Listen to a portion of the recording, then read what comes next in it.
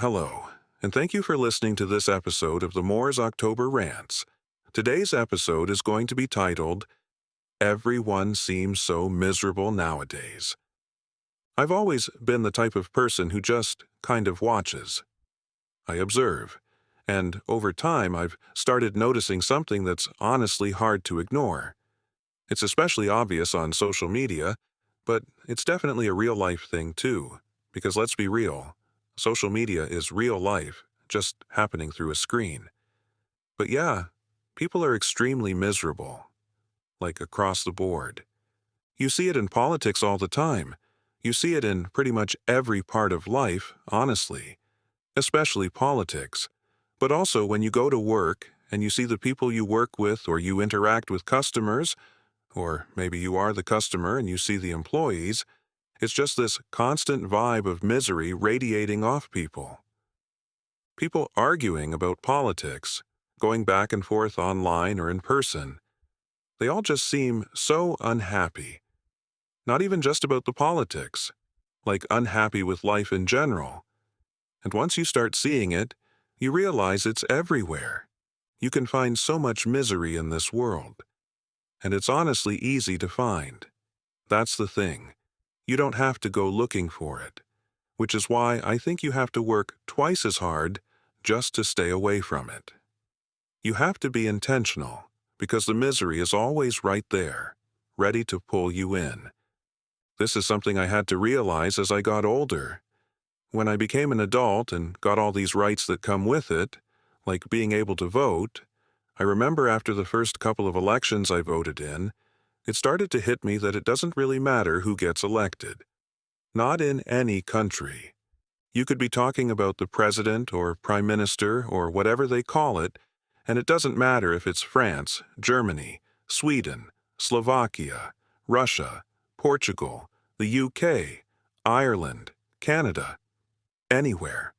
There's always going to be people who are unhappy with the result. No matter what. Everyone's not always going to like who wins. There's always going to be a chunk of people who feel like it's the worst possible outcome. So when we go into politics thinking maybe we can just vote in the right person and everything will be fine, that falls apart pretty fast because what's right to us isn't right to someone else. You're not going to find peace in politics. You just aren't. There's always going to be people who disagree, and honestly, that's healthy. You should want a balance. You should want conversation.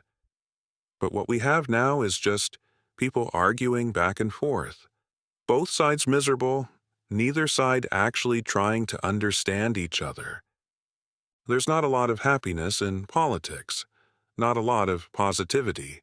It's mostly just people projecting their own unhappiness onto whoever's in charge. The same thing goes for work. Statistically, most people are not working jobs they actually like, especially when you're in an economy where everything is so expensive. People are working just to survive, just to have enough to pay the bills. So they end up in jobs they don't want. And when you're in a job you don't like, you're going to be miserable. And that misery doesn't just stay inside, it comes out.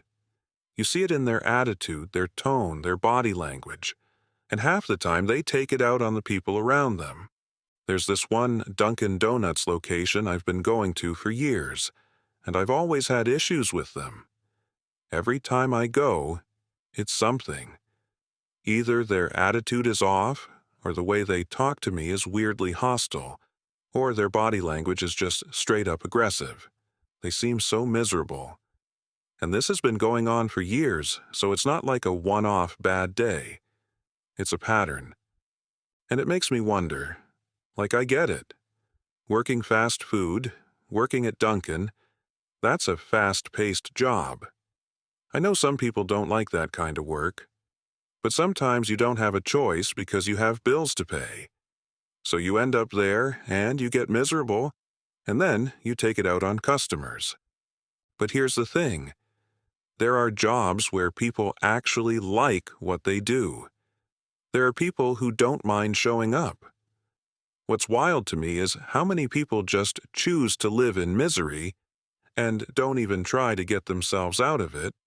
They just sit in it and then throw it at everyone else. It's like nobody wants to try to get better. And I get it. It's easier to just sit and wallow than it is to actually fix your situation. Wallowing takes zero effort. Fixing things takes work. But still, it's exhausting to be around. It's really hard to talk to people when they're miserable. Everything is depressing, nothing is fun, they're just not fun to be around. And I think that puts a real dysfunction into society. It's like throwing a piece of wood into moving gears. It just stops everything. That's how I see misery in society. It clogs things up. That's why I'm always trying to find peace, no matter what it takes. When you're in a world that's full of misery, you have to look for happiness wherever you can. It doesn't matter what it is. You have to find it. Look, we're all going to have things about our jobs that irritate us. That's normal. But that doesn't mean you have to walk around being a miserable person. I remember watching a movie once where this guy was talking about loving his job, and he said something that stuck with me.